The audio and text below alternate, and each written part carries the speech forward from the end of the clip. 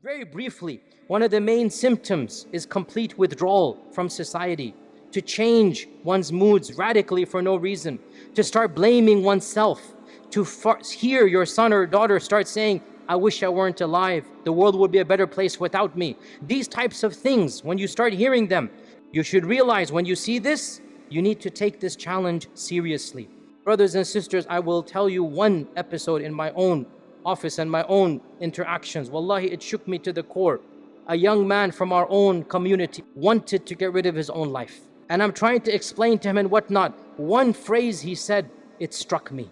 He said, the one reason I didn't do that was because I knew my mother loved me and it would cause her harm.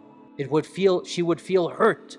So in order to not cause her pain, I didn't do it. This phrase, subhanallah, what saved him was the fact he knew his mother loved him and he knew the pain he would cause his mother.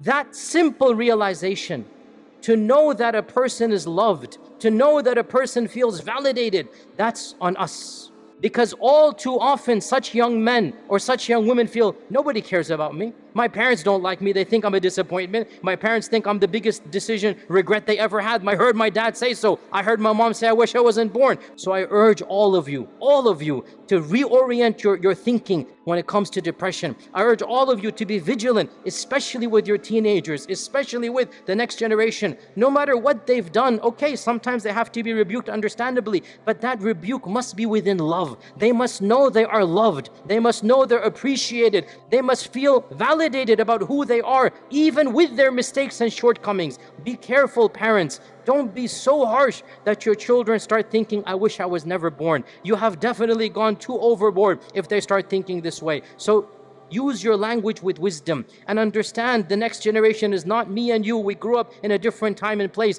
You will have to change because it's not their fault they're being born in a different time and place. Frankly, it's our responsibility. We were the ones who came, most of us, from another land. We were the ones who chose to come here. So the compassion has to begin with you. And in the end of the day, you're the adult, not them. So please, forgive my harshness. You need to step up to the plate and you need to act with the maturity and the love and the wisdom that only you can have. What do you expect a 15-year-old, a 17-year-old? They're still children trapped in the bodies of an adult. What do you expect them to say except be a little bit harsh, mean, nasty? They're throwing tantrums.